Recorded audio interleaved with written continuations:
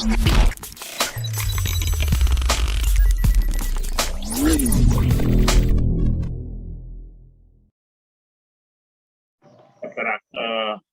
terkait misalnya membuat niche framework yang ini merupakan tugas, meskipun saya yakin juga belum semuanya buat, tapi ini juga sangat-sangat bermanfaat bagi kami dari perguruan tinggi yang eranya sekarang itu bukan era kuno tapi era globalisasi yang memang harus familiar terhadap kemajuan zaman dalam mempromosikan sesuatu. Nah, meskipun saya itu prodi agroteknologi sama dengan Pak Pujiarsono, tapi memang tetap harus bisa memasarkan sesuatu yang dengan digital dan dengan cara-cara yang applicable pada masa kini.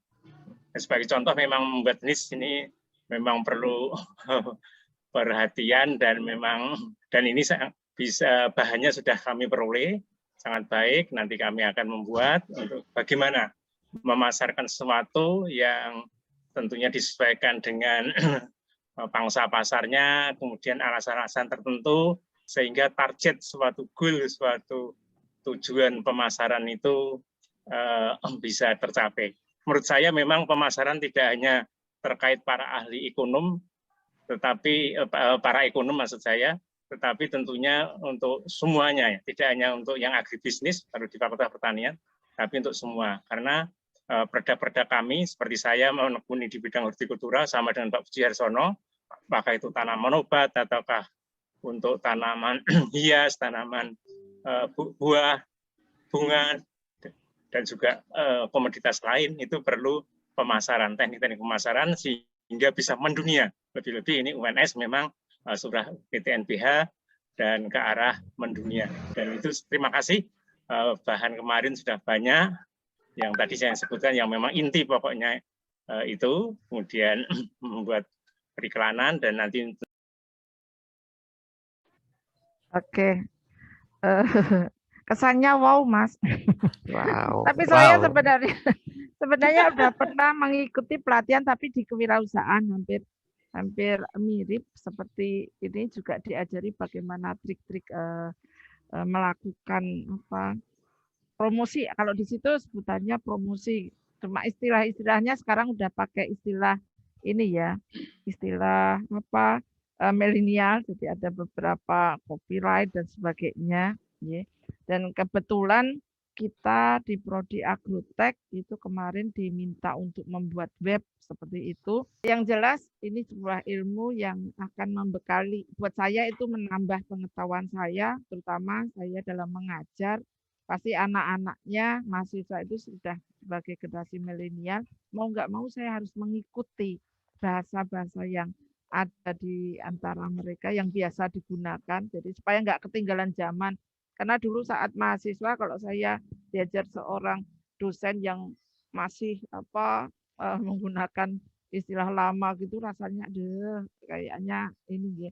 Tapi dengan jadi kayak refreshing nanti supaya pada saat masuk ke ke semester depan ini, ya kebetulan saya mengajar juga kewirausahaan. Jadi ini adalah salah satu bekal buat saya ya, untuk materi pembelajaran saya.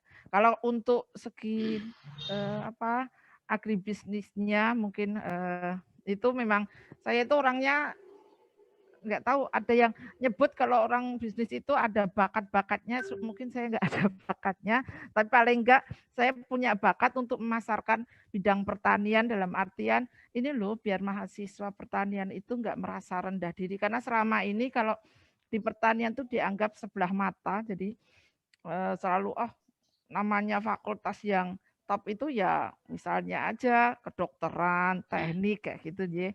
Tapi dengan kita memasukkan digital marketing ini, paling enggak kita mengenalkan ini loh, pertanian saat ini itu bukan petani yang harus bawa cangkul, tapi adalah petani-petani yang modern atau yang milenial.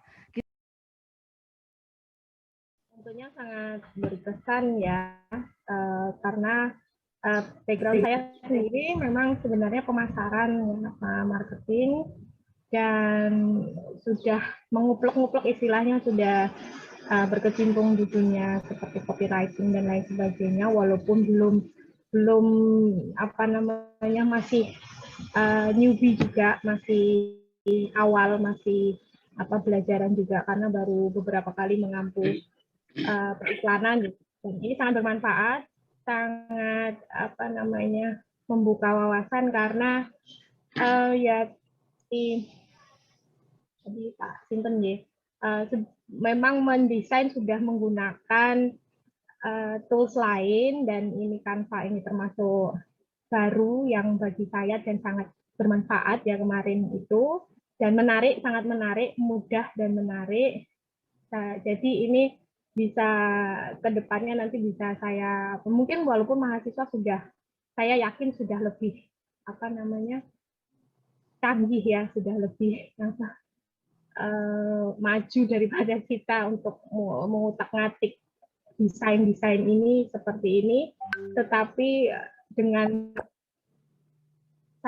terutama saya mendapatkan ilmu yang kemarin itu, bisa menambah percaya diri saya dalam mendampingi mahasiswa gitu. Jadi tidak hanya meminta mereka untuk mengerjakan, tetapi pada saat mengerjakan itu, terutama untuk dalam periklanan ya, untuk mendesain poster dan lain sebagainya, itu bisa cukup percaya diri untuk mendampingi mereka.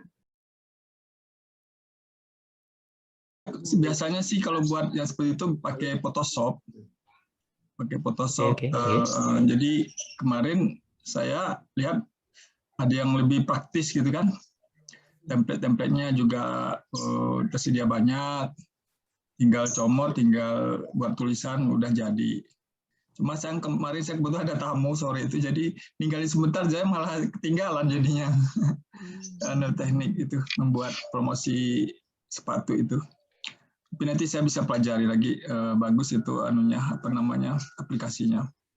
Mungkin yang seperti ini yang perlu kita dapatkan. Kita banyak tidak tahu aplikasi atau materi-materi yang praktis gitu kan, yang bisa langsung dipraktekkan.